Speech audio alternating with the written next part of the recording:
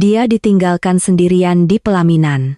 Di tengah bisikan-bisikan orang, bosnya yang seorang miliarder mendekat, mencondongkan tubuhnya, dan berbisik, ikuti saja permainannya.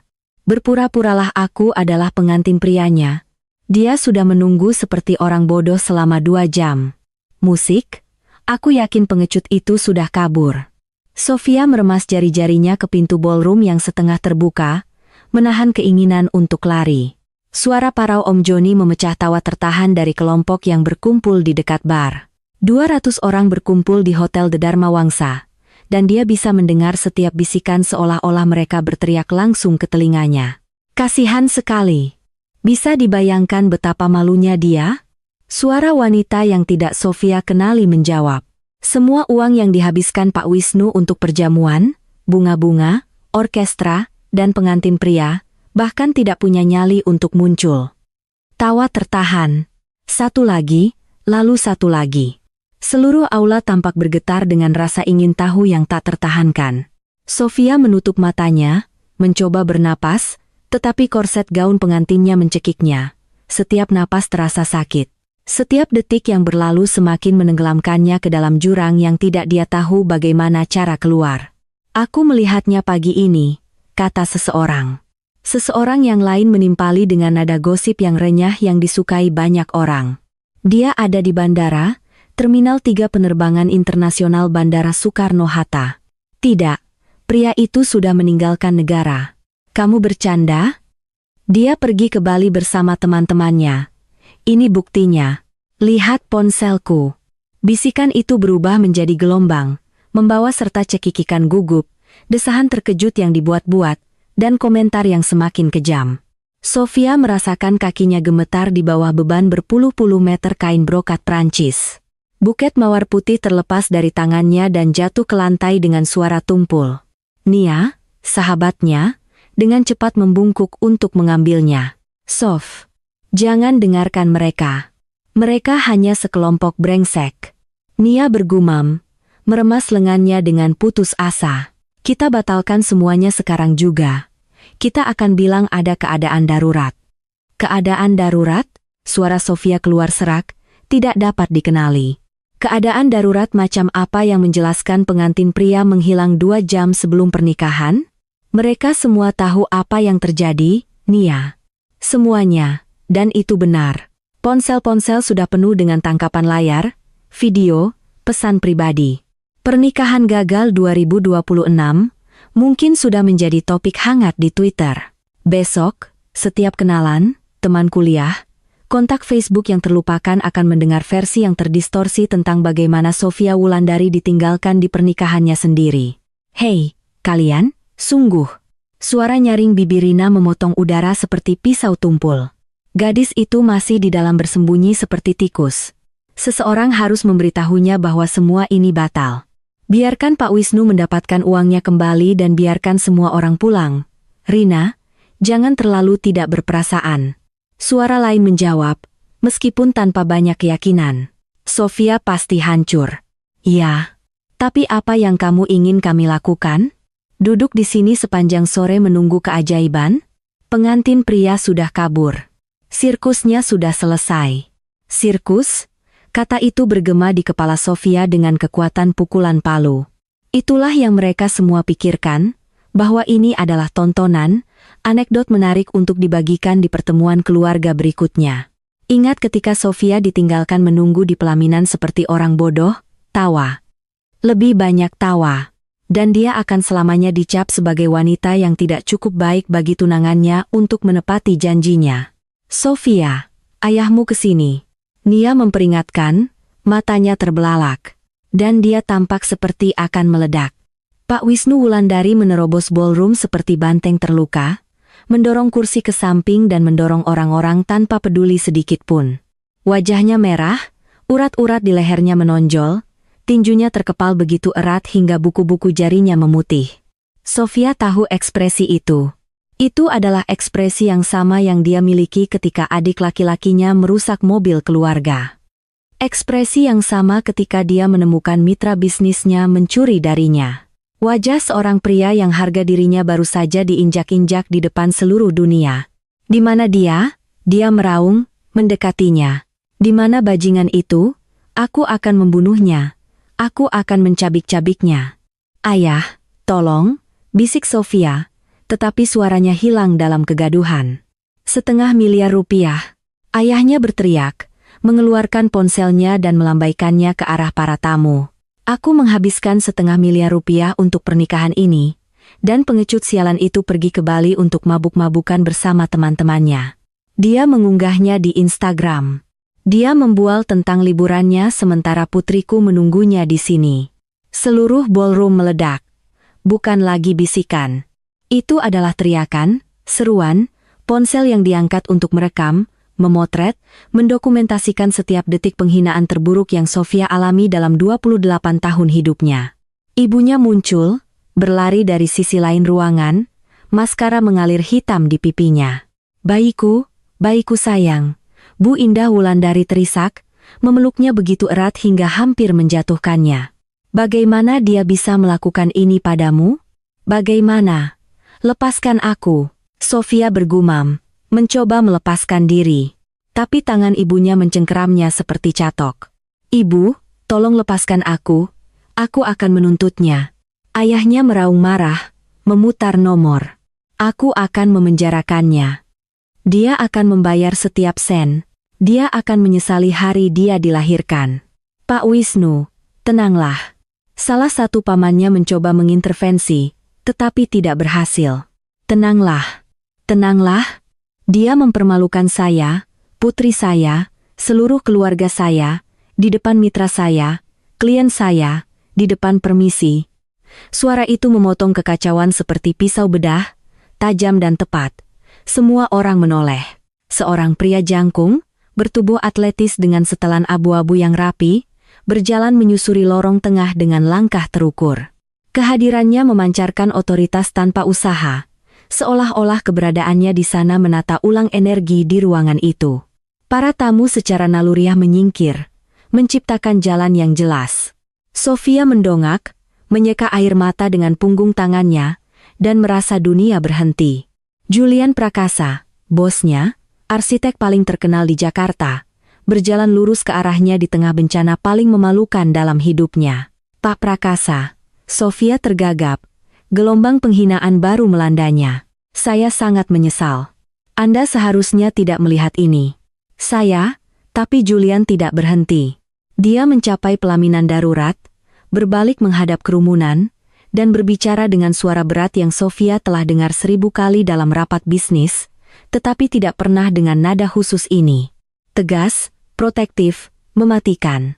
Saya mohon maaf atas keterlambatannya, dia mengumumkan, menatap para tamu dengan ekspresi tanpa emosi. Saya mengalami sedikit masalah dengan lalu lintas di tol Jagorawi. Ada kecelakaan yang menutup 3 jalur.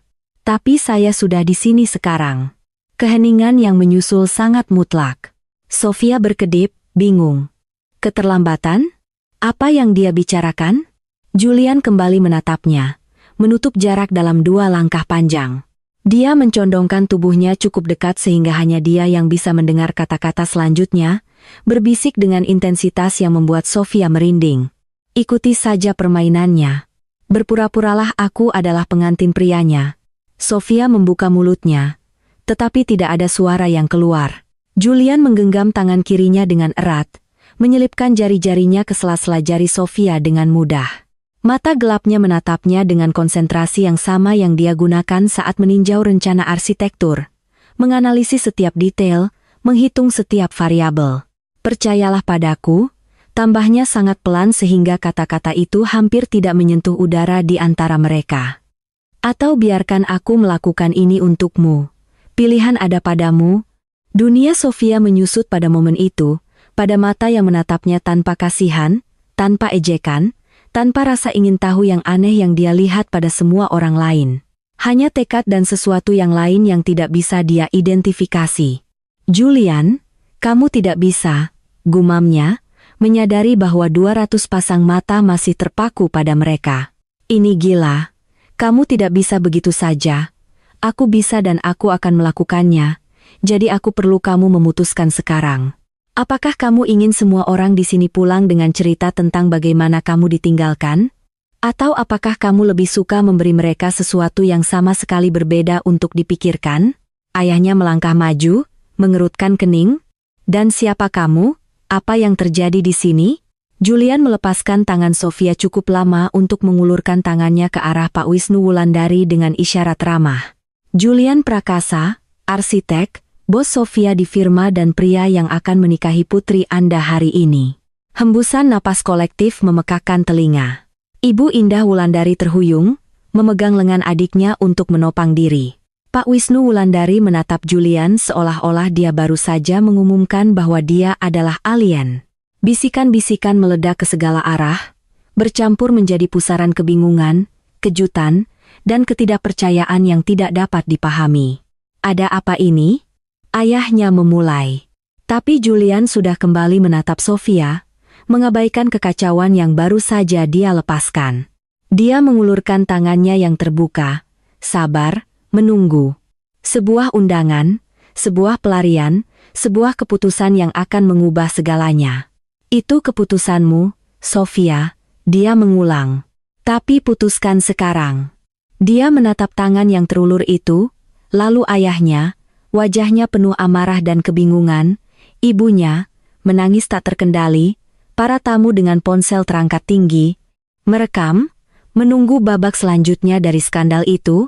Nia, yang menatapnya dengan mata terbelalak, tidak tahu harus berbuat apa. Dan kemudian dia mendengar suara Om Joni menyaring melalui kebisingan lagi. Siapa pria ini? Superman penyelamat? Ini semakin menarik. Lebih banyak tawa, lebih banyak ejekan, lebih banyak penghinaan. Sofia mengertakkan gigi, mengangkat dagunya, dan menggenggam tangan Julian Prakasa dengan kekuatan sedemikian rupa sehingga dia merasakan jari-jarinya tenggelam ke dalam tangan Julian.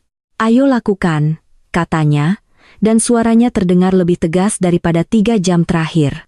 Julian mengangguk, senyum tipis melengkung di sudut bibirnya.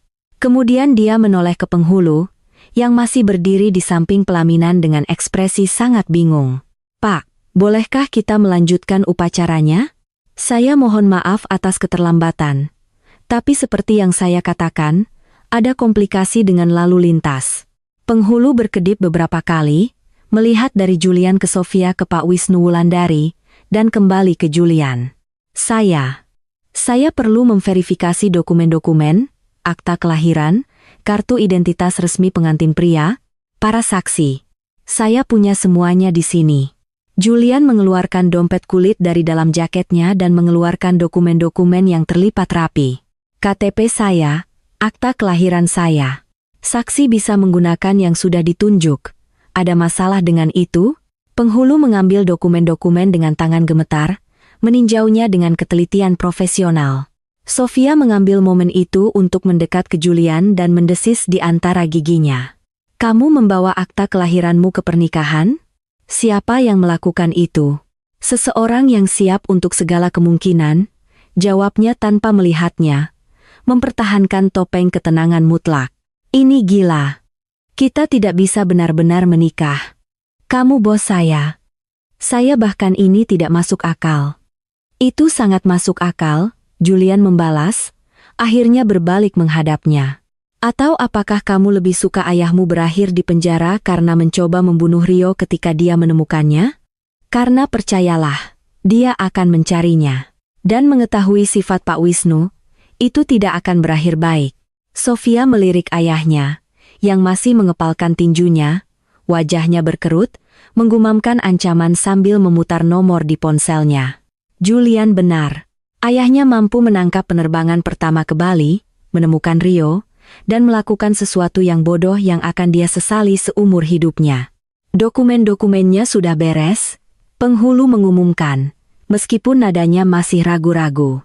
Tapi saya harus memberitahu Anda bahwa ini adalah tindakan yang mengikat secara hukum. Setelah Anda menandatangani, Anda akan secara sah menikah di bawah hukum negara ini. Apakah Anda yakin ingin melanjutkan? Julian menatap Sofia. Dia merasakan berat tatapan itu, pertanyaan diam yang terkandung di dalamnya. Dia masih bisa mundur, masih bisa mengatakan tidak, menghadapi penghinaan, membiarkan semua orang pulang dengan versi cerita mereka.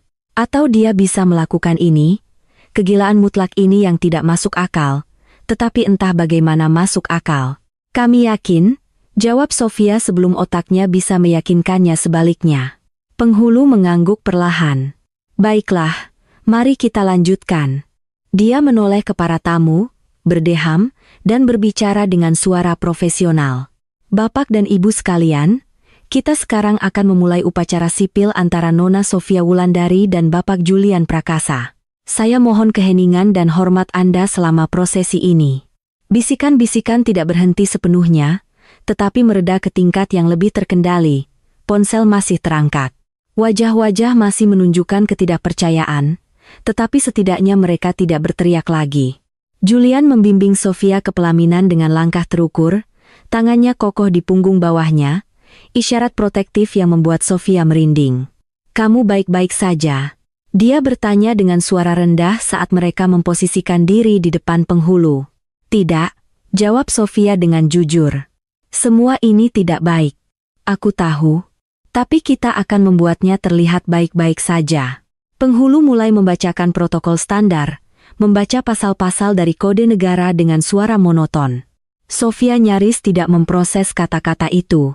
Pikirannya masih berputar, mencoba memahami bagaimana dia berubah dari menunggu. Rio menjadi berdiri di pelaminan dengan Julian Prakasa, bosnya. Pria yang dengannya dia hanya bertukar tepat 3 percakapan pribadi dalam 3 tahun bekerja bersama. Apakah Anda, Julian Prakasa, menerima Sofia Wulandari sebagai istri sah Anda? Tanya penghulu. Ya. Julian menjawab tanpa ragu, menatap langsung ke matanya. Jantung Sofia berdebar kencang. Ini terjadi. Ini benar-benar terjadi. Dan apakah Anda, Sofia Wulandari, menerima Julian Prakasa sebagai suami sah Anda? Sofia membuka mulutnya. Kata-kata itu tercekat di tenggorokannya. Semua orang menunggu. Julian menatapnya dengan intensitas yang membuatnya tidak mungkin untuk berpaling. Ayahnya masih mengerutkan kening. Ibunya menangis lebih keras. Nia menggigit kukunya. Para tamu menahan napas. Ya, dia akhirnya berbisik, dan kedua kata itu keluar seperti sebuah kalimat. Dengan kuasa yang diberikan kepada saya oleh negara Indonesia, saya sekarang menyatakan Anda sebagai suami dan istri. Penghulu mengumumkan. Anda boleh mencium pengantin wanita. Sofia panik. Mereka tidak merencanakan itu. Yah. Mereka tidak merencanakan semua ini, tetapi mereka pasti tidak berbicara tentang ciuman. Julian pasti membaca ketakutan di wajahnya karena dia sedikit mencondongkan tubuh, menyentuhkan bibirnya ke bibirnya dalam kontak yang begitu singkat, dan terburu-buru sehingga hampir tidak memenuhi syarat sebagai ciuman. Tapi itu cukup untuk melepaskan badai tepuk tangan, siulan, teriakan, dan kilatan kamera. Sudah selesai. Julian bergumam di telinganya. Sekarang tersenyum dan bernapas. Yang terburuk sudah berakhir. Tetapi saat mereka berbalik menghadap para tamu, tangan mereka saling bertautan dan senyum paksa di wajah mereka. Sofia tidak bisa tidak berpikir bahwa yang terburuk baru saja dimulai. Tepuk tangan bergema seperti guntur yang jauh saat Sofia mencoba memproses apa yang baru saja dia lakukan. Menikah. Dia telah menikahi Julian Prakasa, bosnya, pria yang 3 jam yang lalu dia nyaris tidak mengenalnya di luar rapat eksekutif dan email perusahaan. Tangannya masih memegang tangannya dengan erat, menahannya pada kenyataan yang terasa sangat surreal. Selamat, sayang. Ibu Sofia terhuyung mendekat, menyeka maskara yang luntur dengan tisu basah. Selamat datang di keluarga.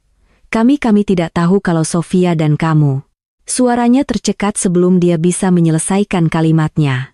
Julian menundukkan kepalanya dengan hormat, melepaskan tangan Sofia cukup lama untuk memeluk Ibu Indah Wulandari dengan singkat. Saya sangat menyesal atas kebingungan ini, Bu. Semuanya terjadi begitu cepat di antara kami. Kami tidak bermaksud menimbulkan masalah. Masalah? Pak Wisnu Wulandari muncul di belakang istrinya. Wajahnya masih merah, tetapi amarahnya kini berubah menjadi kebingungan. Anak muda, Anda berutang penjelasan kepada saya. Putri saya bertunangan dengan pria lain 5 menit yang lalu, dan sekarang ternyata, ayah, tolong. Sofia menyela, merasakan panik mulai merayap di tenggorokannya. Tidak sekarang. Ada 200 orang menunggu. Kita bisa bicara nanti. Ayahnya menatapnya seolah-olah dia adalah orang asing. Dan mungkin dia memang begitu. Sofia yang dia kenal tidak akan pernah melakukan hal seperti ini. Tidak akan pernah membuat keputusan yang begitu impulsif. Begitu tidak rasional, begitu di luar karakternya. Tapi Sofia itu belum dicampakkan di pernikahannya di depan semua keluarga dan teman-temannya. Ayahmu benar untuk ingin jawaban, Julian menengahi dengan tenang, dan saya akan memberikannya kepadanya. Tapi seperti yang Sofia katakan, saat ini kita harus menyambut tamu kita. Mereka menghabiskan waktu dan usaha untuk berada di sini. Akan tidak sopan jika kita tidak berterima kasih atas kehadiran mereka. Logika Julian yang tenang dan masuk akal melucuti setiap argumen. Pak Wisnu mengatupkan rahangnya, mengangguk singkat, dan berjalan pergi, menggumamkan sesuatu yang tidak jelas. Ibu Indah Wulandari menatap mereka berdua dengan mata berkaca-kaca sebelum mengikuti suaminya. Sofia menghembuskan napas yang tidak dia sadari telah dia tahan. Bernapaslah, Julian bergumam tanpa melihatnya, mempertahankan senyum sopan sambil mengangguk kepada tamu yang mulai mendekat. Tetaplah tenang. Hanya beberapa jam lagi dan ini akan berakhir. Dan kemudian apa? Sofia mendesis di antara giginya, memaksakan senyum saat Bibi Rina melewati mereka dengan tatapan curiga. Kemudian kita cari tahu. Tapi sekarang, saya perlu Anda bertindak seolah-olah inilah yang Anda inginkan. Nia datang berlari, tumitnya berdecak di lantai marmer. Sof, apa yang baru saja terjadi? Kamu menikah dengan bosmu. Kamu gila? Mungkin, Sofia mengakui, merasakan histeria mengancam untuk keluar dari dadanya. Tapi sudah selesai, Nia. Aku menandatangani. Aku bilang, ya, sudah selesai. Kamu pasti Nia, Julian menyela, mengulurkan tangan bebasnya ke arah sahabat Sofia. Saya banyak mendengar tentang Anda. Sofia selalu membicarakan Anda. Nia menjabat tangannya dengan lelah, menatapnya seolah-olah dia adalah teka-teki yang harus dia pecahkan. Saya tidak ingat Sofia menyebutkan apapun tentang kalian berdua. Tidak sekalipun. Kami lebih suka menjaganya tetap pribadi, Julian menjawab tanpa bergeming. Mengingat keadaan profesional, itu tampak paling masuk akal. Benar, masuk akal. Karena menikah secara mengejutkan di tengah bencana itu sangat masuk akal. Nia, tolong. Sofia memohon. Tidak sekarang.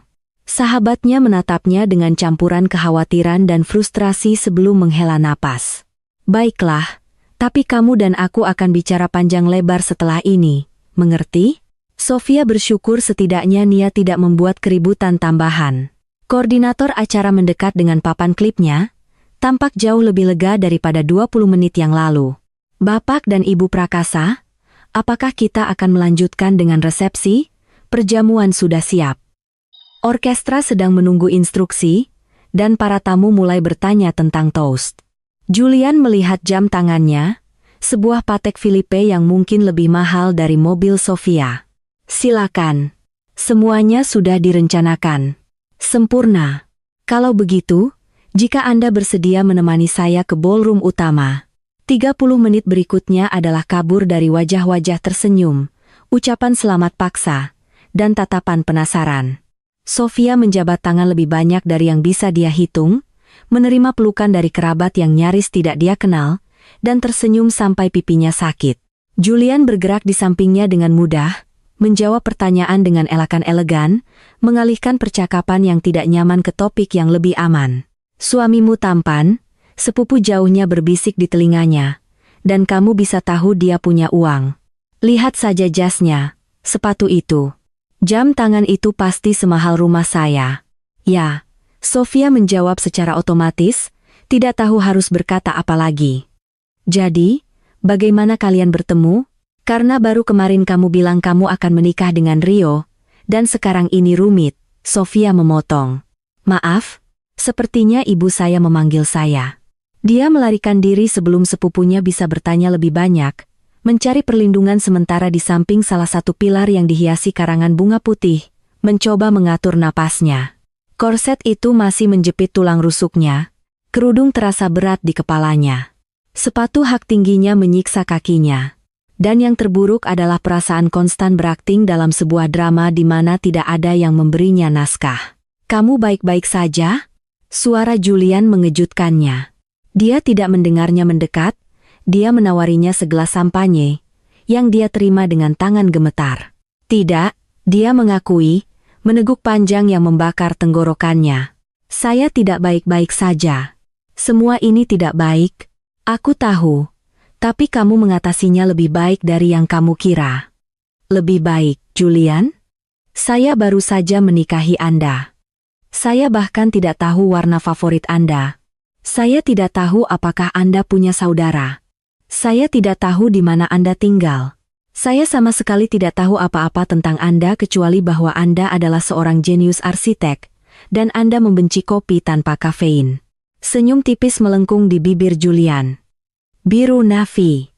Saya punya seorang adik perempuan yang tinggal di Bandung. Saya tinggal di penthouse di Kemang. Dan saya benar membenci kopi tanpa kafein karena itu adalah penghujatan terhadap alam. Terlepas dari segalanya, Sofia merasakan tawa histeris keluar dari dadanya. Ini gila, sepenuhnya. Julian setuju. Tapi ini adalah kegilaan yang bisa dipecahkan. Dengar, saya tahu ini banyak. Saya tahu kamu tidak mengenal saya, tapi saya berjanji kita akan menyelesaikan ini. Kita hanya perlu melewati hari ini. Biarkan orang-orang pulang dengan damai, dan besok kita akan duduk dan bicara dengan tenang tentang apa selanjutnya. Dan apa selanjutnya?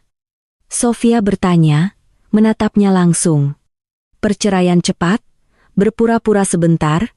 Apa sebenarnya yang Anda rencanakan ketika Anda memutuskan untuk melakukan ini? Julian menatapnya dalam diam untuk sesaat yang terasa abadi.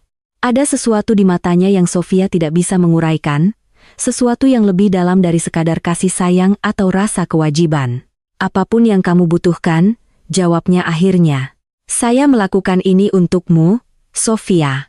Bukan karena kewajiban, bukan karena kasihan. Pengantin pria dan wanita untuk toast, koordinator mengumumkan dengan antusiasme yang berlebihan, memotong apapun yang Julian akan katakan. Sofia ingin berteriak agar dia menunggu, bahwa dia perlu mendengar akhir kalimat itu, tetapi mereka sudah dibimbing ke tengah ballroom di mana 2 gelas kristal menunggu mereka di meja yang dihias. Orkestra mulai memainkan melodi romantis. Para tamu membentuk lingkaran di sekitar mereka. Ponsel terangkat lagi, menangkap setiap sudut. Julian mengambil gelasnya dan mengangkatnya, melihat ke arah para tamu sebelum berbalik ke Sofia. Saya ingin berterima kasih kepada semua orang karena telah hadir hari ini. Saya tahu keadaannya tidak biasa, tetapi hidup jarang mengikuti rencana yang kita buat. Terkadang itu mengejutkan kita. Terkadang itu memberi kita persis apa yang kita butuhkan ketika kita paling tidak mengharapkannya. Dia berhenti, dan matanya bertemu dengan Sofia dengan intensitas yang membuat napasnya tertahan. Sofia, sejak hari pertama kamu masuk ke firma, saya tahu kamu berbeda. Dedikasimu, kecerdasanmu, kemampuanmu untuk memecahkan masalah yang bahkan tidak dilihat orang lain.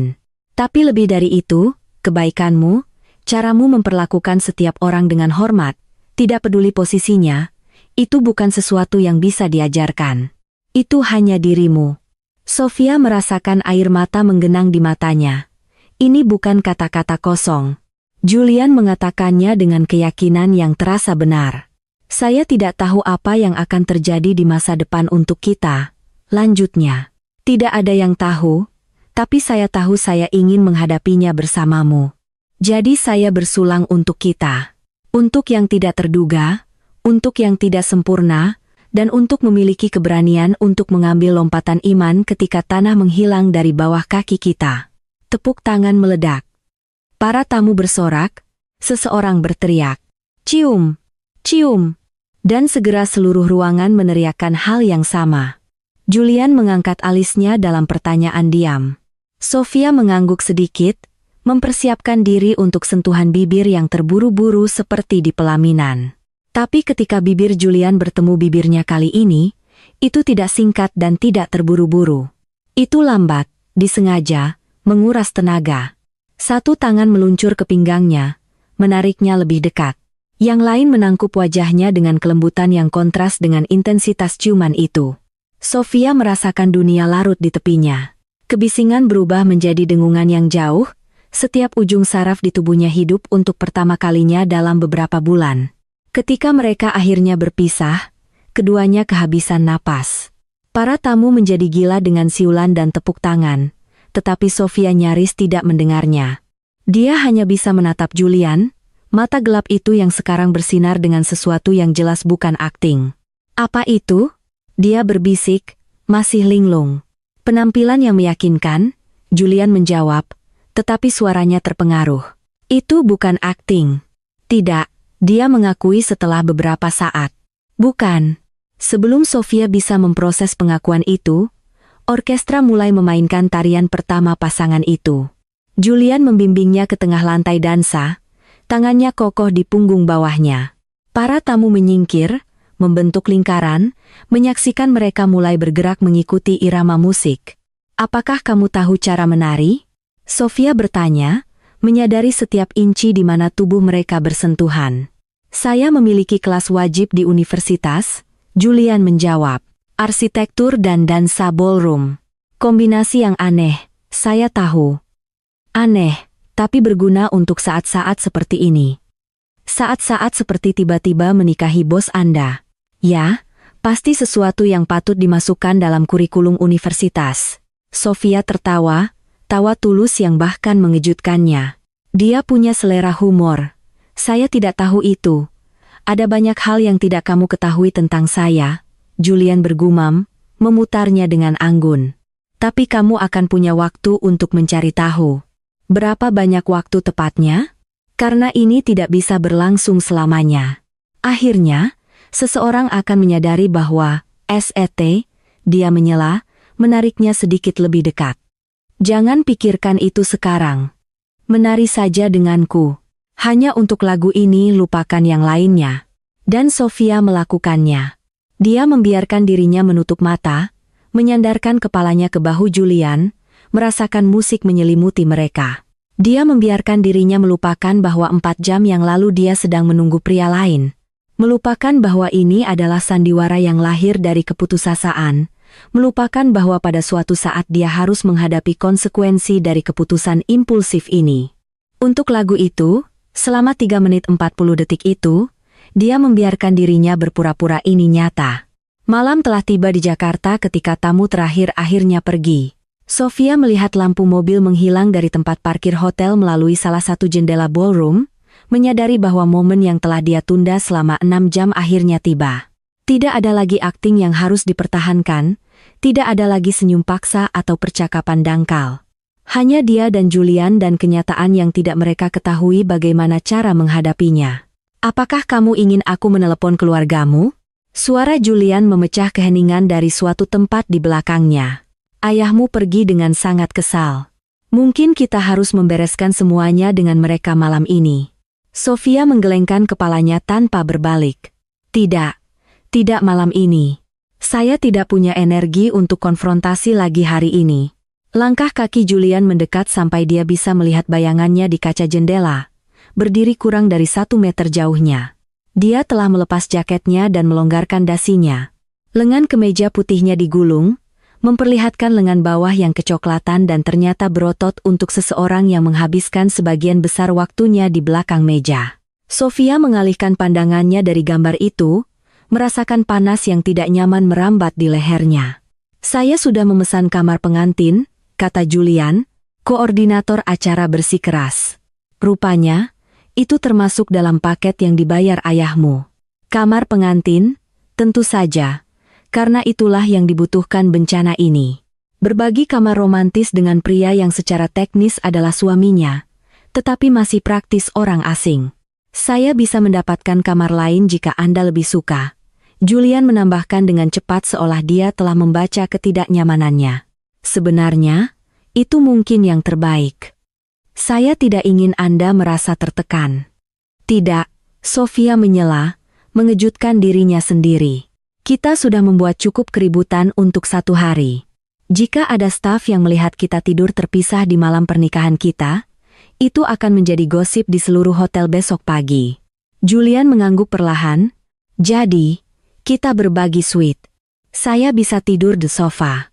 Julian, tinggi badanmu sekitar 188 cm. Kamu tidak akan muat di sofa manapun. Saya pernah tidur di tempat yang lebih buruk selama proyek konstruksi. Saya akan baik-baik saja. Ketegangan di antara mereka terasa nyata, seperti kawat listrik yang tegang dan akan putus. Sofia akhirnya berbalik menghadapnya, menyilangkan tangannya di dadanya. Gaun pengantin tiba-tiba terasa konyol. Kostum yang rumit untuk fantasi yang tidak pernah ada. Kenapa kamu melakukannya? Tanyanya. Perlu mendengar jawaban yang terpotong sebelumnya. Dan jangan bilang itu karena kasih sayang atau rasa kewajiban.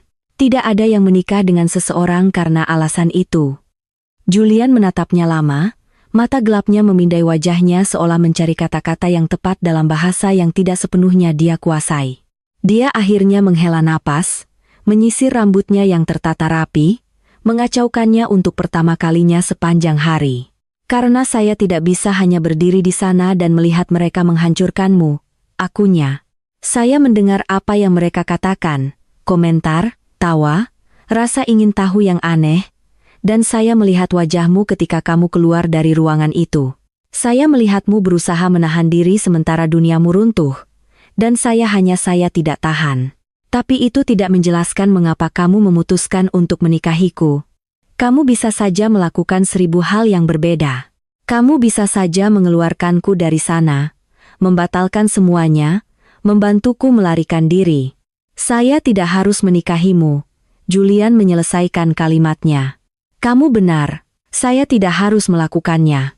Tapi pada saat itu tampak seperti satu-satunya solusi yang menyelesaikan semua masalah sekaligus. Ayahmu akan melakukan sesuatu yang akan dia sesali. Keluargamu akan menghabiskan berminggu-minggu, mungkin berbulan-bulan, memproses penghinaan itu. Para tamu akan pergi dengan cerita yang akan mengikutimu selama bertahun-tahun. Dan kamu akan menyalahkan dirimu sendiri untuk semua itu padahal tidak ada yang salah denganmu. Sofia merasakan air mata yang telah dia tahan sepanjang hari akhirnya mulai meluap. Dia mencoba menyeka mereka dengan cepat, tetapi Julian sudah mendekat, menawarinya sapu tangan kain dari sakunya. Jangan menangis, dia bergumam dengan kelembutan yang belum pernah Sofia dengar darinya sebelumnya. Kamu sudah cukup menangis untuk pria yang tidak pantas mendapatkannya. Jadi, apa sekarang? Sofia bertanya, suaranya pecah. Apa yang kita lakukan dengan pernikahan ini? Apakah kita bercerai minggu depan? Apakah kita berpura-pura sebentar? Apakah kita terus bekerja sama seolah-olah tidak terjadi apa-apa? Jujur, saya tidak tahu. Julian mengakui. Saya tidak punya rencana selain hari ini. Saya hanya tahu saya harus membantumu pada saat itu. Itu sangat mulia darimu. Tapi pernikahan tidak berjalan atas dasar kemuliaan. Itu berjalan atas dasar cinta, Julian. Julian terdiam, dan sesuatu dalam nada suaranya membuat Sofia menatapnya lebih dekat. Ya, cinta. Dan kita tidak saling mencintai. Kita nyaris tidak saling mengenal. Julian mengambil langkah lain lebih dekat, menutup jarak di antara mereka hingga beberapa inci. Sofia harus mendongak ke belakang untuk mempertahankan kontak mata, menyadari setiap napas, setiap detak jantungnya yang dipercepat. Ingin tahu rahasia? Tanyanya, suaranya nyaris berbisik. Ciuman di lantai dansa itu bukan akting. Dan saya rasa kamu juga merasakannya. Sofia membuka mulutnya untuk menyangkalnya. Tetapi kata-kata itu tercekat di tenggorokannya karena dia benar. Dia telah merasakannya. Momen itu ketika segala sesuatu yang lain menghilang dan hanya ada mereka berdua bergerak mengikuti musik yang terhubung dengan cara yang tidak memiliki penjelasan logis. Itu tidak berarti apa-apa. Dia akhirnya berhasil mengatakannya. Itu adrenalin, panasnya momen itu. Itu chemistry.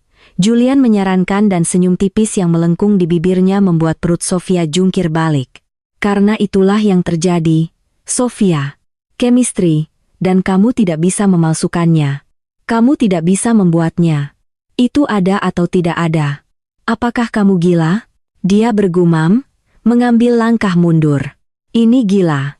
12 jam yang lalu, kamu hanyalah bos saya. Sekarang kamu adalah suami saya dan kamu berbicara tentang chemistry dan dan kamu takut, Julian menyela. Saya mengerti. Saya juga. Tapi itu tidak mengubah fakta bahwa ada sesuatu di sini. Sesuatu yang layak untuk dijelajahi. Dijelajahi?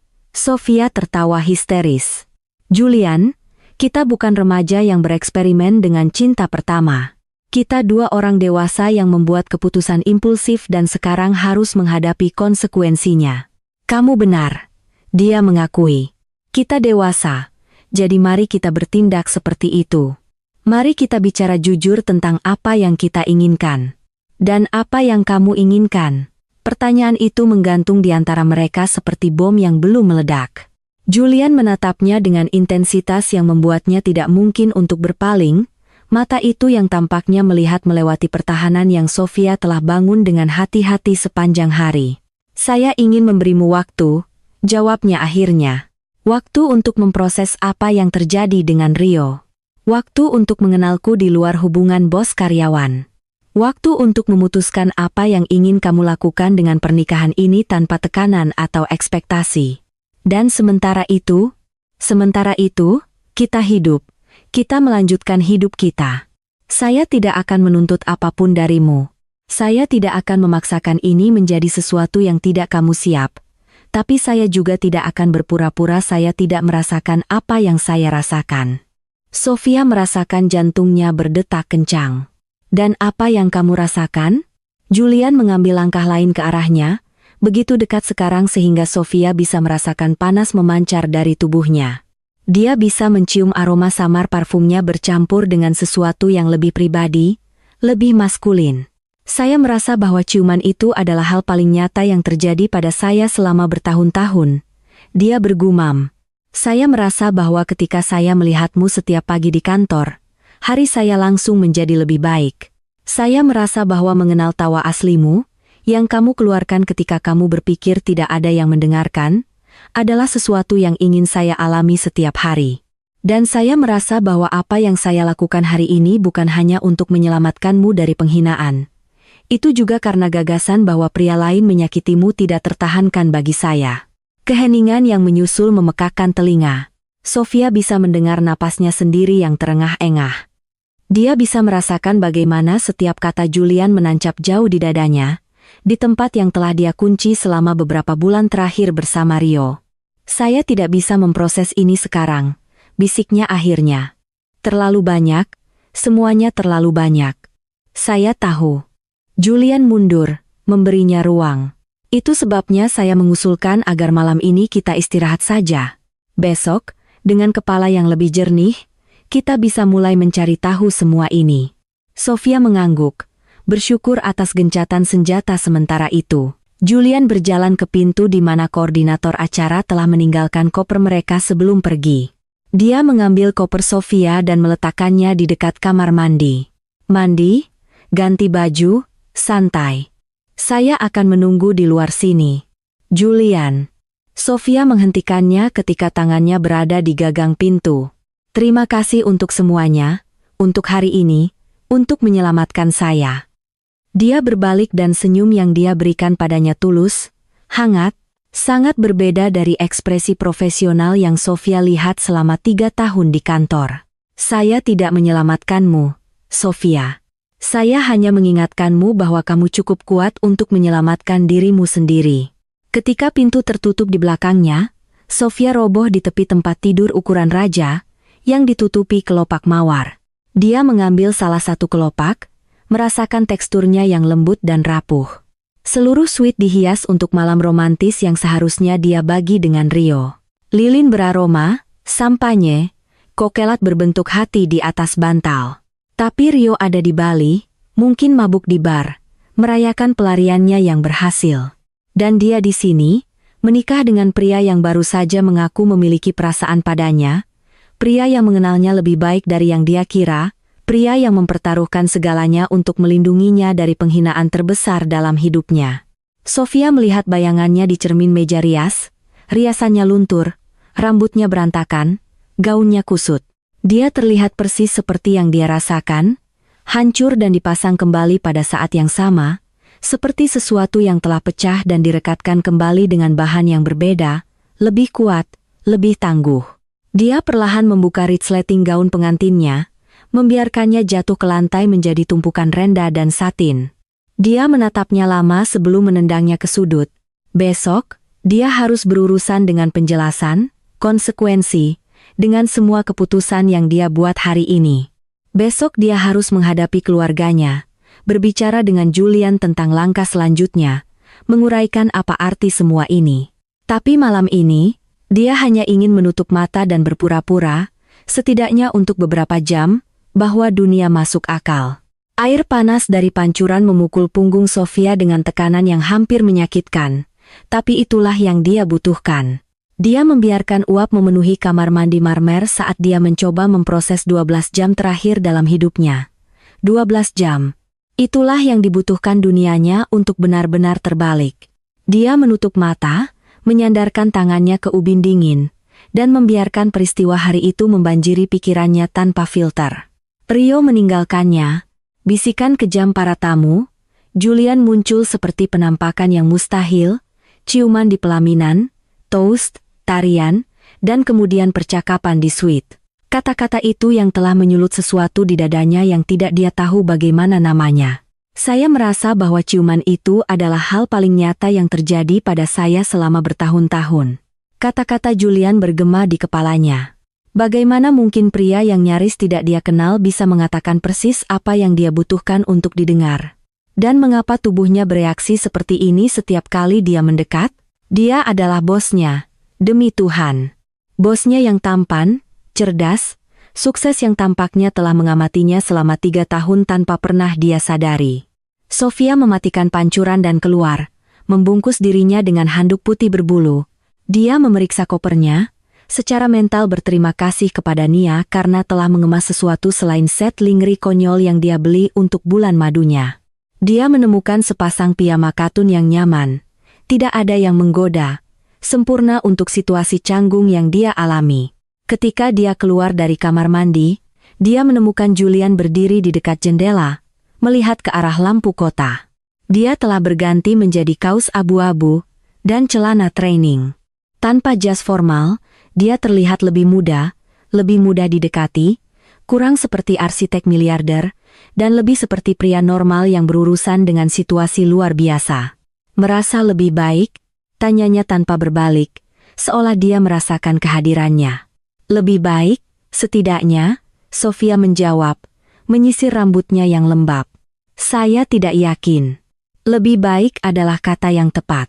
Julian akhirnya berbalik, dan Sofia memperhatikan garis-garis kelelahan di sekitar matanya. Ini adalah hari yang panjang bagi mereka berdua. Dia menunjuk ke layanan kamar yang dia pesan saat dia mandi. 2 piring pasta, salad, roti, dan sebotol anggur merah. Saya pikir Anda mungkin lapar. Anda tidak makan apapun di resepsi. Sofia merasakan perutnya keroncongan sebagai respons. Dia benar. Dia terlalu sibuk tersenyum dan berakting, sehingga dia tidak makan apapun sejak sarapan, yang sekarang terasa seperti seumur hidup yang lalu. Terima kasih, gumamnya, duduk di salah satu kursi di dekat meja.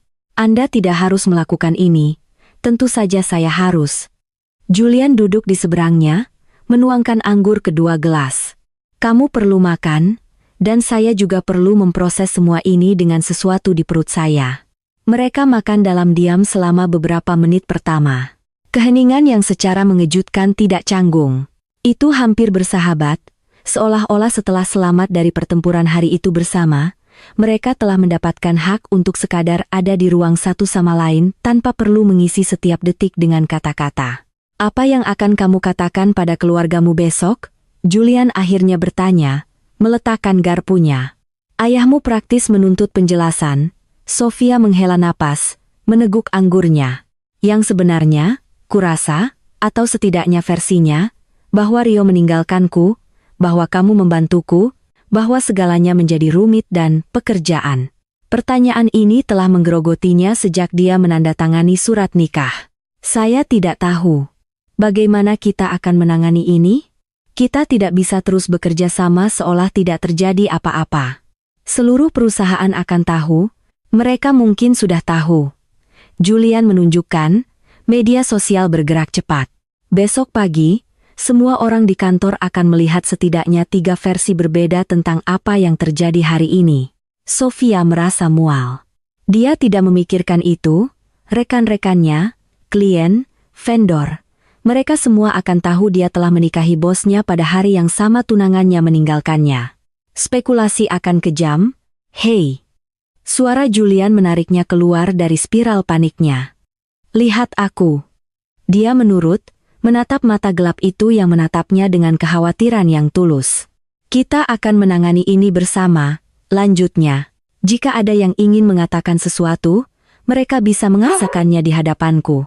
Dan jika ada yang berani tidak menghormatimu, mereka harus berurusan denganku. Mengerti?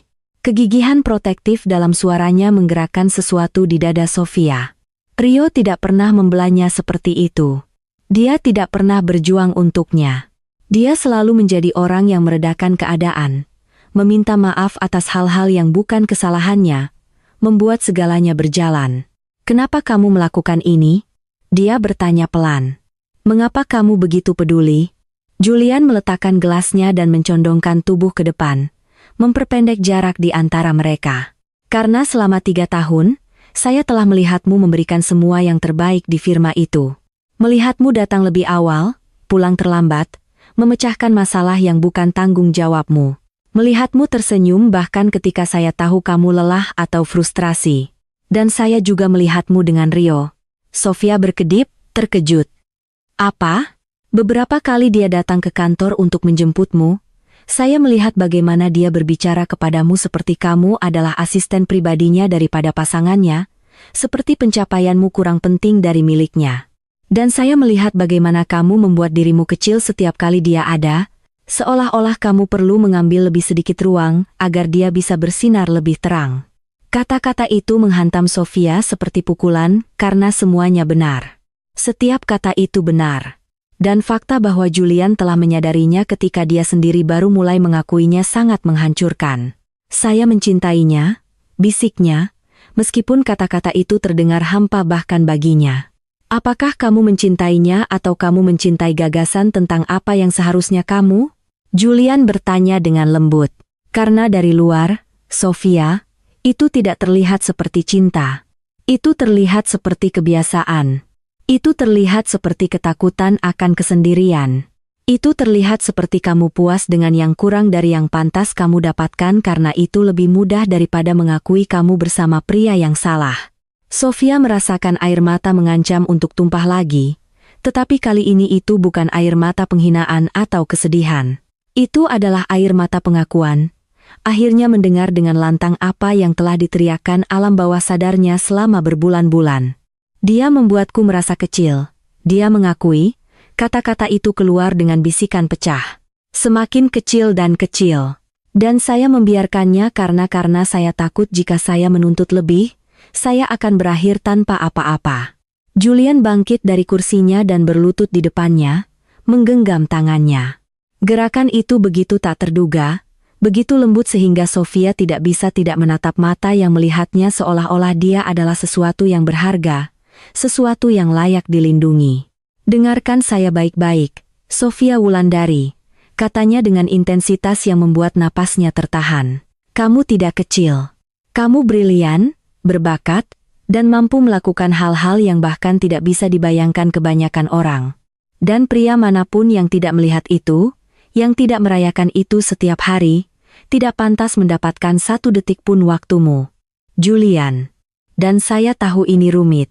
Saya tahu hidupmu baru saja meledak, dan hal terakhir yang kamu butuhkan adalah lebih banyak tekanan. Tapi saya juga perlu kamu tahu bahwa ketika saya melihatmu, saya tidak melihat seorang asisten eksekutif. Saya tidak melihat seorang karyawan. Saya melihat seorang wanita luar biasa yang pantas dicintai. Persis seperti dia tanpa harus membuat dirinya kecil agar orang lain bisa merasa besar. Sofia merasakan jantungnya berdebar sangat kencang, sehingga dia yakin Julian bisa mendengarnya. Pertahanan yang telah dia pertahankan dengan hati-hati sepanjang malam mulai retak, mengungkapkan sesuatu yang rentan dan menakutkan di bawahnya. Saya tidak tahu bagaimana melakukan ini, dia mengakui. Saya tidak tahu bagaimana menjadi istri Anda. Saya tidak tahu bagaimana membiarkan Anda masuk. Saya takut. Takut apa? Dia bertanya ketika dia ragu. Bahwa ini terlalu bagus untuk menjadi kenyataan. Bahwa saya akan bangun besok dan mengetahui bahwa Anda hanya bersikap baik karena Anda kasihan kepada saya. Bahwa ketika Anda benar-benar mengenal saya, ketika Anda melihat semua kekurangan dan ketidakamanan saya, Anda akan menyadari bahwa saya tidak sepadan dengan risiko yang Anda ambil. Julian melepaskan salah satu tangannya untuk membelai pipinya dengan ibu jarinya, menyeka air mata yang jatuh. Apakah kamu ingin tahu apa yang saya lihat ketika saya melihatmu? Saya melihat seseorang yang muncul setiap hari dan memberikan yang terbaik, bahkan ketika tidak ada yang melihat. Saya melihat seseorang yang memperlakukan staf kebersihan dengan rasa hormat yang sama yang dia berikan kepada klien miliarder. Saya melihat seseorang yang tinggal sampai jam 2 pagi membantu seorang kolega dengan proyek yang bahkan bukan tanggung jawabnya. Saya melihat kekuatan yang menyamar sebagai kebaikan. Saya melihat kecerdasan bercampur dengan kerendahan hati. Dan ya, saya melihat ketidakamanan dan kekurangan karena kamu manusia. Tapi itu tidak membuatmu kurang luar biasa. Itu membuatmu nyata. Sofia tidak tahu siapa yang bergerak lebih dulu. Mungkin keduanya melakukannya pada saat yang sama, ditarik oleh kekuatan yang tidak bisa dinamai siapapun. Yang dia tahu hanyalah tiba-tiba bibir Julian berada di bibirnya, dan ciuman ini tidak seperti yang lain. Itu bukan untuk penonton. Itu bukan akting. Itu adalah kelaparan dan kebutuhan dan sesuatu yang jauh lebih berbahaya. Tangan Julian menyusup ke rambutnya yang basah, menariknya lebih dekat. Sofia merespons dengan intensitas yang sama, membiarkan semua rasa sakit dan kebingungan hari itu berubah menjadi hubungan fisik ini yang lebih masuk akal daripada kata-kata apapun. Mereka bergerak canggung menuju tempat tidur, tersandung meja kopi, tertawa di bibir satu sama lain ketika mereka hampir jatuh. Julian membaringkannya dengan lembut di kasur, menopang dirinya di atasnya dengan lengan di kedua sisi kepalanya. Matanya memindai matanya dengan pertanyaan diam, memberinya ruang untuk mundur jika dia membutuhkannya. Kamu yakin? Tanyanya. Suaranya serak. Kita bisa berhenti. Kamu tidak harus melakukan apapun yang tidak kamu inginkan. Sofia menatapnya. Pria ini yang muncul entah dari mana dan mengubah segalanya. Pria ini yang melihatnya, benar-benar melihatnya dengan cara yang belum pernah orang lain lakukan. Dan dia membuat keputusan. Saya yakin, bisiknya, menariknya ke bawah. Untuk pertama kalinya dalam waktu yang lama, saya benar-benar yakin akan sesuatu. Dan ketika tubuh mereka bertemu, ketika setiap sentuhan menyulut ujung saraf yang Sofia telah lupakan dia miliki, ketika bisikan berubah menjadi erangan dan belayan menjadi putus asa, dia tahu dia telah melewati batas yang tidak bisa kembali. Ini bukan lagi sandiwara, bukan lagi akting. Itu nyata, melahap, dan untuk pertama kalinya sejak dia bangun pagi itu percaya dia akan menikahi Rio, Sofia merasa dia berada persis di tempat yang seharusnya dia berada. Cahaya pagi menyaring melalui tirai suite saat Sofia terbangun, terbungkus spray yang berbau seperti dirinya dan kehangatan yang belum pernah dia alami selama bertahun-tahun. Julian tidur di sampingnya, satu lengan melingkar protektif di pinggangnya. Wajahnya terlihat lebih muda dalam keadaan istirahat, garis-garis ketegangan melunak, bibirnya sedikit terbuka dalam ekspresi kedamaian mutlak. Sofia membiarkan dirinya mengamatinya lama, memproses besarnya apa yang telah terjadi. 24 jam yang lalu, dia sedang bersiap untuk menikahi Rio, yakin dia membuat pilihan yang tepat. Sekarang dia di sini, telanjang di bawah spray dengan pria yang dulunya hampir tidak dikenal dan entah bagaimana mengenalnya lebih baik dari siapapun. Ponsel Julian bergetar di nakas, memecah keheningan pagi. Dia sedikit bergerak, mengencangkan pelukannya di pinggang Sofia sebelum matanya terbuka. Ketika dia melihatnya mengamatinya, senyum lambat dan memukau melengkung di bibirnya. Selamat pagi, gumamnya, suaranya serak karena tidur. Selamat pagi, Sofia menjawab, merasakan panas naik di pipinya saat dia mengingat malam sebelumnya dengan sangat jelas. Julian meraih ponselnya, mengerutkan kening pada layar. 32 pesan, 15 panggilan tak terjawab. Ini akan menarik. Dari siapa? Kebanyakan keluargamu. Beberapa dari kantor juga. Dan rupanya adikku di Bandung sudah tahu dan menuntut penjelasan segera.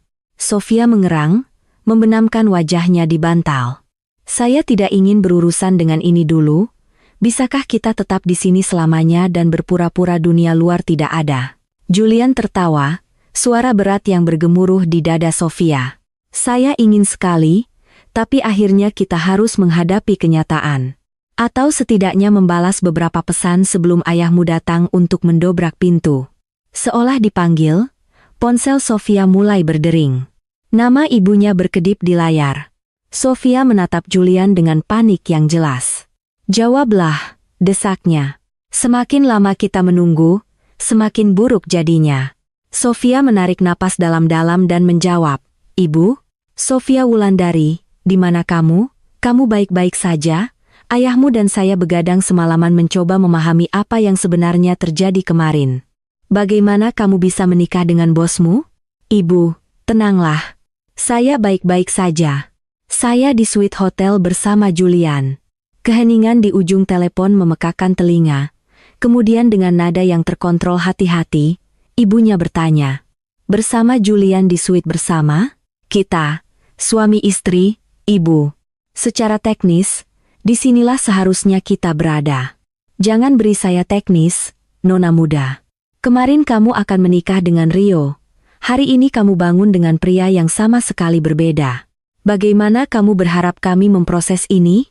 Sofia merasakan tangan Julian meluncur ke pahanya dalam isyarat dukungan diam. Sentuhan sederhana itu memberinya keberanian yang dia butuhkan untuk melanjutkan. "Rio meninggalkan saya, Ibu. Dia meninggalkan negara tahu saya menunggunya di pelaminan. Julian membantu saya ketika saya paling membutuhkannya. Dan ya, saya tahu semuanya terjadi sangat cepat, tapi itu keputusan saya.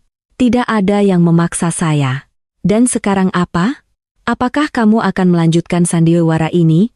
Atau kamu akan bercerai seperti orang waras manapun setelah pernikahan impulsif?" Pertanyaan itu menggantung di udara.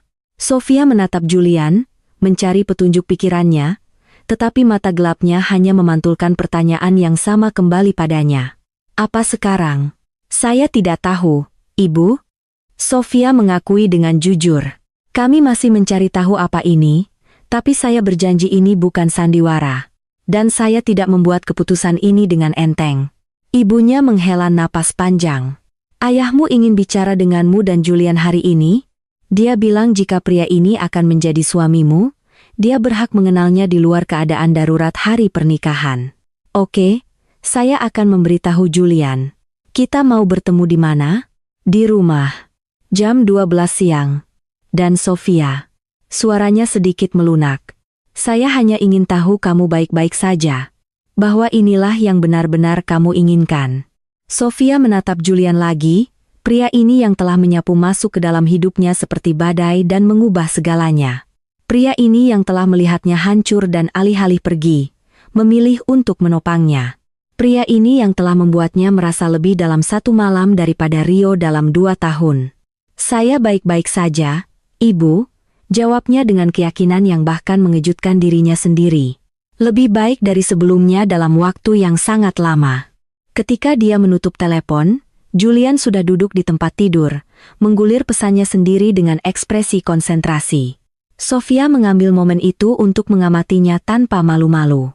Cahaya pagi bermain di garis-garis punggungnya, menonjolkan otot-otot yang jelas tidak berasal dari duduk di belakang meja sepanjang hari. "Apa?" tanyanya tanpa berbalik, tapi dia bisa mendengar senyum dalam suaranya. "Tidak ada. Hanya bertanya-tanya bagaimana saya tidak pernah menyadari bos saya sangat bugar." Julian berbalik dengan alis terangkat. "Sangat bugar? Hanya itu yang saya dapat setelah semalam?" Sofia tertawa, melemparkan bantal padanya, yang dia tangkap dengan mudah.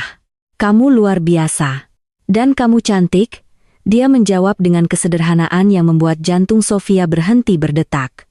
"Terutama di pagi hari dengan rambutmu berantakan dan senyum yang kamu coba sembunyikan itu." Momen itu kembali menjadi intim, diisi dengan chemistry yang telah meledak di antara mereka malam sebelumnya. Julian meletakkan ponselnya dan mendekat, menangkap bibir Sofia dalam ciuman lambat dan dalam yang menjanjikan lebih banyak. "Kita harus pergi menemui orang tua saya," Sofia bergumam di bibirnya ketika mereka akhirnya berpisah. Saya tahu mereka akan mengajukan sejuta pertanyaan. Saya siap, ayah saya mungkin akan mencoba mengintimidasi saya. Dia bukan yang pertama. Sofia menarik diri untuk menatapnya langsung. Julian, ini serius. Mereka akan ingin tahu apa yang akan kita lakukan, apakah ini nyata atau sementara. Dan saya tidak tahu bagaimana menjawab pertanyaan-pertanyaan itu. Julian menangkup wajahnya dengan tangannya, memaksanya untuk menatap matanya. Kalau begitu kita jawab bersama dengan kebenaran. Dan apa kebenarannya? Bahwa itu dimulai sebagai dorongan untuk menyelamatkanmu dari situasi yang mengerikan, tetapi entah di tengah malam, itu berhenti menjadi akting dan menjadi sesuatu yang nyata, sesuatu yang ingin saya jelajahi, sesuatu yang menurut saya layak untuk dicoba. Bagaimana jika itu tidak berhasil? Sofia bertanya pelan. Bagaimana jika dalam 1 atau 2 bulan kita mengetahui bahwa itu hanya adrenalin sesaat? Bagaimana jika kita merusak semua yang kita miliki sebelumnya dengan mengejar sesuatu yang tidak dimaksudkan untuk bertahan? Dan bagaimana jika itu berhasil? Julian membalas. Bagaimana jika ini persis yang kita berdua butuhkan dan kita terlalu buta atau terlalu takut untuk melihatnya? Bagaimana jika menyia-nyiakan kesempatan ini karena ketakutan adalah kesalahan sebenarnya? Sofia menutup mata, merasakan beratnya keputusan. Dia bisa lari sekarang. Dia bisa meminta Julian untuk membatalkan pernikahan, berpura-pura tidak ada yang terjadi, kembali ke dinamika bos dan karyawan yang aman dan dapat diprediksi. Itu akan menjadi pilihan yang masuk akal, yang diteriakkan oleh otak rasionalnya untuk diambil. Tapi hatinya, organ pengkhianat itu yang telah lama mati rasa, akhirnya terbangun, dan itu memberitahunya sesuatu yang sama sekali berbeda. Saya ingin mencoba, bisiknya, membuka mata untuk menatap tatapan intens Julian. Saya ingin melihat kemana ini pergi. Tapi saya perlu Anda jujur dengan saya. Jika pada titik manapun Anda berubah pikiran, jika Anda menyesal melakukan ini, saya perlu Anda memberitahu saya. Saya tidak bisa bertahan dari pengabaian lain. Rasa sakit yang melintas di wajah Julian terasa nyata. Sofia, lihat aku.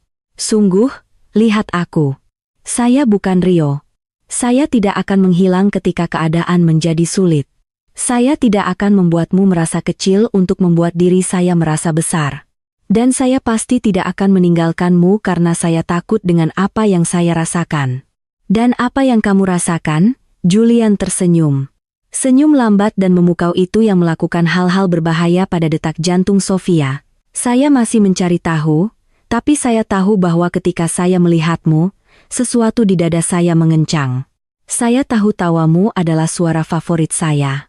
Saya tahu gagasan melihatmu setiap hari membuat saya ingin bangun di pagi hari. Dan saya tahu bahwa apa yang terjadi tadi malam hanyalah awal dari sesuatu yang jauh lebih besar. Sofia merasakan air mata menggenang di matanya.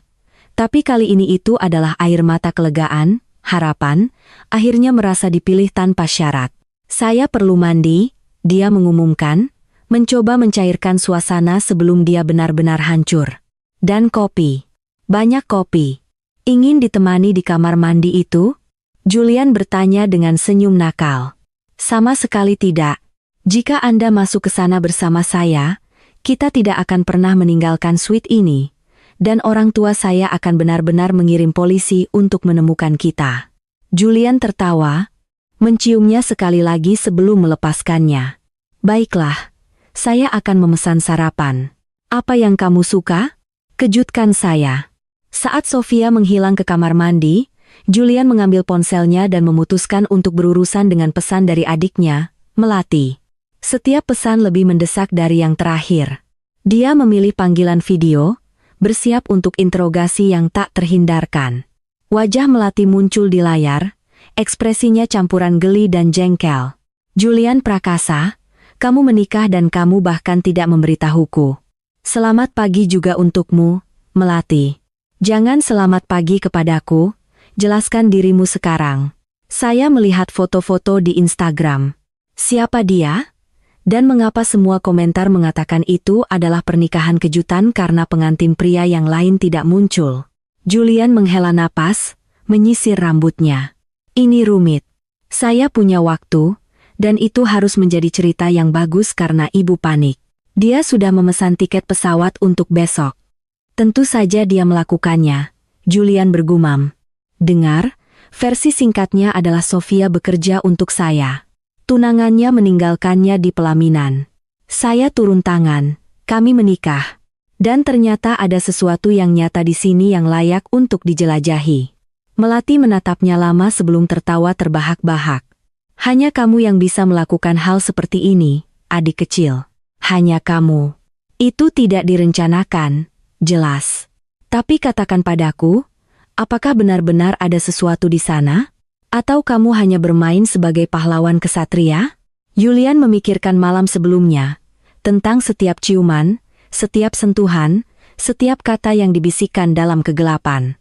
Dia memikirkan bagaimana rasanya bangun dengan Sofia dalam pelukannya, seolah-olah sesuatu yang telah salah posisi selama bertahun-tahun akhirnya pas. Ada sesuatu, akunya, sesuatu yang besar. Senyum Melati melunak. Kalau begitu perjuangkan. Jangan biarkan apa yang orang lain pikirkan mendikte apa yang kamu lakukan. Jika dia istimewa, jika ini nyata, jangan biarkan dia pergi. Saya tidak berencana untuk melakukannya. Bagus. Sekarang, berikan dia ponselnya. Saya ingin bertemu adik ipar baru saya sebelum ibu datang dan menakutinya dengan intensitasnya. Julian tertawa. Dia di kamar mandi, tapi saya janji kamu akan segera bertemu dengannya. Dan Melati, terima kasih. Untuk apa? Untuk tidak menghakimi. Untuk percaya padaku. Selalu, Kak, selalu. Rumah keluarga Wulandari di Jakarta Selatan terlihat persis seperti biasanya, nyaman, dipenuhi tanaman, dan dengan aroma kopi yang baru diseduh yang telah menjadi latar belakang seluruh masa kecil Sofia. Tapi saat Julian memarkir Mercedesnya di jalan masuk, Sofia merasa dia akan masuk ke medan perang. Siap? Julian bertanya, mematikan mesin dan menatapnya. Tidak. Sofia mengakui dengan jujur. Tapi kurasa itu tidak masalah. Julian menggenggam tangannya, menyelipkan jari-jarinya ke sela-sela jari Sofia dengan kealamian yang masih mengejutkannya. Ingat, kita adalah tim. Apapun yang terjadi di sana, kita menghadapinya bersama. Kata-kata itu memberinya keberanian yang dia butuhkan. Mereka keluar dari mobil dan berjalan ke pintu depan di mana Ibu Indah Wulandari sudah menunggu dengan ekspresi yang tidak dapat dibaca. Ketika dia melihat tangan mereka yang saling bertautan, sesuatu di wajahnya sedikit melunak. Masuklah, katanya singkat, menyingkir. Pak Wisnu Wulandari duduk di ruang tamu, tangan disilangkan, alis berkerut dalam ekspresi yang Sofia tahu betul. Anehnya, Nia juga ada di sana, memberikan Sofia senyum dukungan dari sebuah kursi. Duduk.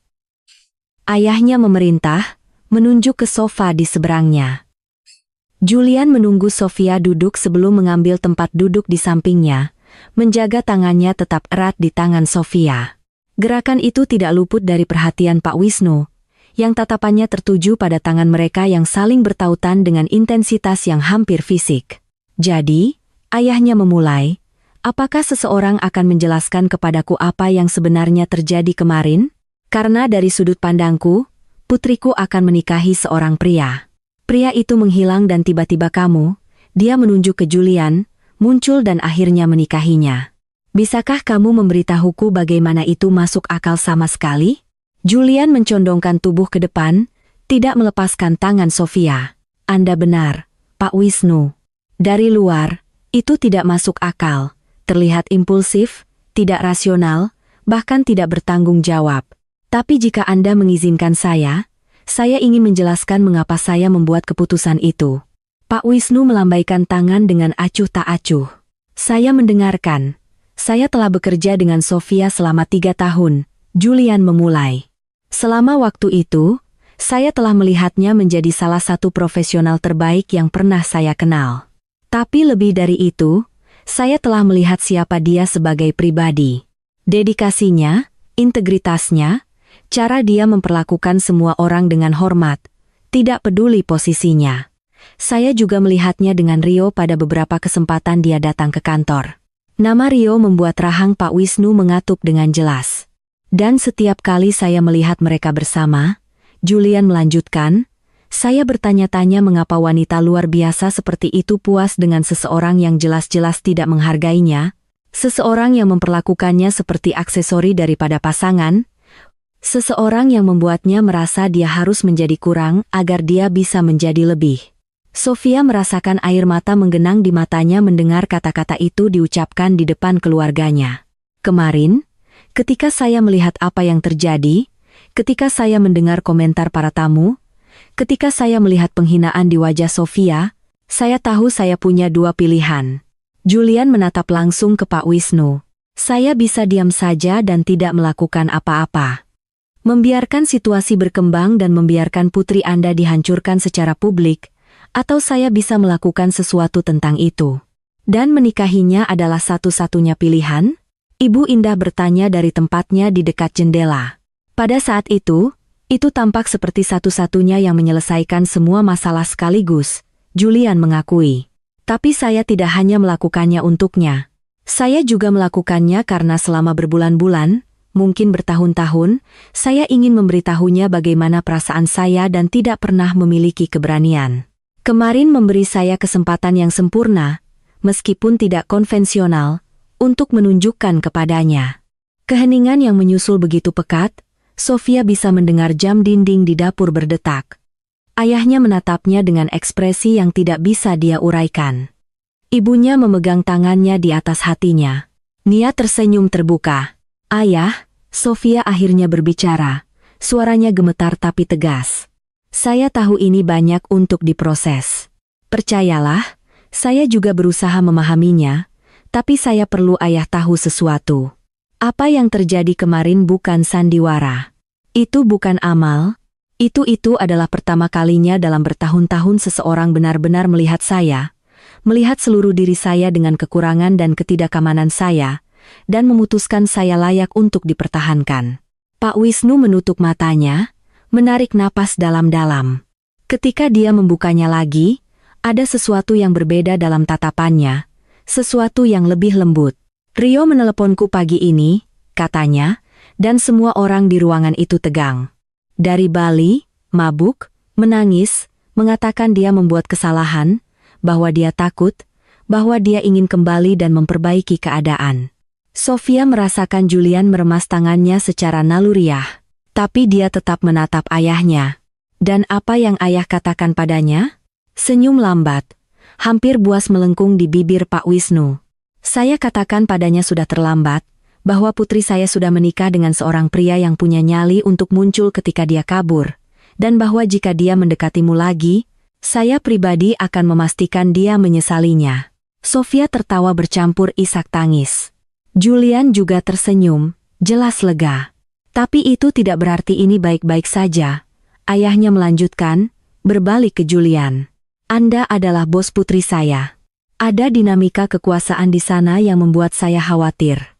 Bagaimana saya tahu Sofia bisa membuat keputusan dengan bebas? Bagaimana saya tahu dia tidak akan merasa tertekan, terpaksa? Saya akan mengundurkan diri, Julian berkata tanpa ragu. Semua orang menatapnya dengan terkejut, termasuk Sofia. Apa? Dia bertanya. Julian, Anda tidak bisa mengundurkan diri dari perusahaan Anda sendiri. Saya tidak mengundurkan diri dari perusahaan. Julian mengklarifikasi. Saya mengundurkan diri sebagai supervisor langsung Anda. Saya akan meminta mitra saya menugaskan Anda ke departemen lain di bawah pimpinan lain. Atau lebih baik lagi, kita bisa mempromosikan Anda menjadi manajer proyek seperti yang seharusnya saya lakukan 6 bulan yang lalu. Dengan begitu, Anda bekerja secara independen dengan tim Anda sendiri dan tidak ada konflik kepentingan. Julian, itu tidak perlu. Itu perlu, dia menyela, menatapnya dengan intensitas yang membuat napas terhenti. Ayahmu benar. Saya tidak pernah ingin kamu merasa terperangkap dalam hubungan ini karena alasan profesional. Saya ingin kamu bersamaku karena kamu menginginkannya, bukan karena kamu merasa harus. Ibu Indah Wulandari mendekat, bertengger di lengan kursi suaminya. Dan bagaimana dengan kalian berdua? Apa ini sebenarnya?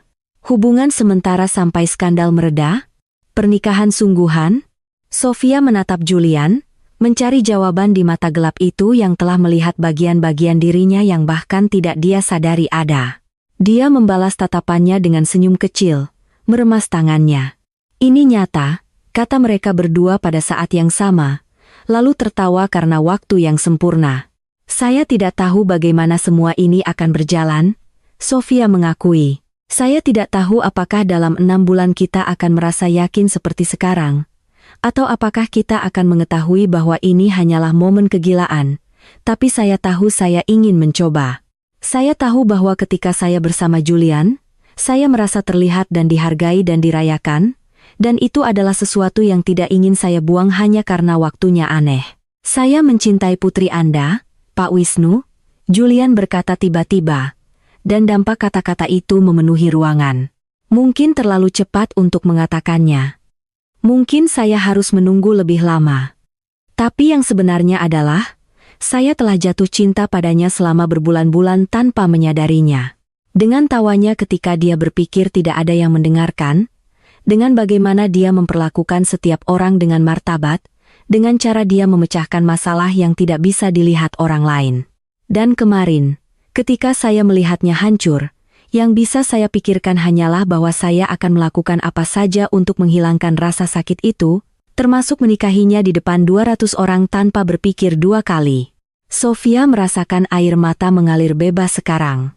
Julian menoleh padanya, menyeka air mata itu dengan ibu jarinya. Saya mencintaimu, Sofia Wulandari, ulangnya. Kali ini hanya untuknya, dan saya akan menghabiskan sisa hidup saya membuktikan kepadamu bahwa kamu sepadan dengan setiap risiko yang saya ambil. Saya juga mencintaimu, Sofia berbisik. Dan mengucapkan kata-kata itu dengan lantang, sesuatu di dalam dirinya pecah dan memperbaiki dirinya sendiri sekaligus. Saya tidak tahu kapan itu terjadi tepatnya. Mungkin kemarin, mungkin selama 3 tahun terakhir tanpa saya sadari, tapi itu nyata. Ini nyata. Mereka berciuman lembut dan mesra, lupa sejenak bahwa mereka punya penonton. Ketika mereka berpisah, Nia bertepuk tangan sambil menangis. Ibu Indah menyeka pipinya dengan tisu. Dan Pak Wisnu tersenyum. Baiklah, ayahnya berkata akhirnya. Kamu mendapat restuku. Tapi dia mengangkat jari peringatan. Jika kamu menyakiti putri saya, Pak Prakasa, tidak ada tempat di dunia ini kamu bisa bersembunyi dariku. Saya tidak punya rencana untuk menyakiti putri Anda, Pak. Julian menjawab dengan serius. Saya berencana untuk mencintainya persis seperti yang pantas dia dapatkan setiap hari, selamanya. Ibu Indah berdiri, mengeringkan matanya. Baiklah, jika kamu akan melakukan ini, kamu akan melakukannya dengan benar. Tidak ada hidup dalam dosa atau omong kosong apapun. Kamu sudah menikah, jadi sekarang datang bagian pentingnya. Saling mengenal, membangun kehidupan, melakukan hal-hal dengan cara yang benar. Ibu, kita sudah menikah secara hukum, Sofia menunjukkan. Secara hukum, ya. Tapi kamu butuh restu gereja dan bulan madu yang layak dan Julian untuk bertemu anggota keluarga lainnya dalam keadaan yang kurang kacau. Indah, bernapaslah. Pak Wisnu menyela dengan geli. Biarkan anak-anak hidup satu hari pada satu waktu. Nia mendekat, memeluk Sofia erat-erat. Saya sangat senang untukmu, bisiknya di telinganya. Kamu pantas mendapatkan ini. Kamu pantas mendapatkan semua ini dan lebih dari itu. Terima kasih sudah ada di sini, Sofia menjawab. Untuk percaya padaku, bahkan ketika aku tidak tahu harus percaya apa. Selalu, Sof, selalu. Beberapa jam berikutnya berlalu dalam kabur percakapan, kopi, dan penerimaan yang lambat. Pak Wisnu dan Julian berbicara bisnis, menemukan minat yang sama. Ibu Indah membombardir Julian dengan pertanyaan tentang keluarganya, rencananya, niatnya, dan Sofia menyaksikan semuanya dari tempat duduknya, merasakan sesuatu yang telah rusak di dalam dirinya mulai sembuh. Ketika mereka akhirnya mengucapkan selamat tinggal dan kembali ke mobil, matahari terbenam di atas kota, mewarnai langit dengan nuansa oranye dan merah muda. Julian tidak langsung menyalakan mesin. Sebaliknya, dia menoleh ke Sofia. Kamu baik-baik saja? Lebih dari baik-baik saja, jawabnya jujur. Untuk pertama kalinya dalam waktu yang lama, saya merasa semuanya persis di tempat yang seharusnya. Bahkan bagian di mana bos Anda mengaku cinta abadi di depan orang tua Anda, terutama bagian itu. Sofia tersenyum. Meskipun secara teknis Anda bukan bos saya lagi. Sekarang Anda hanya suami saya.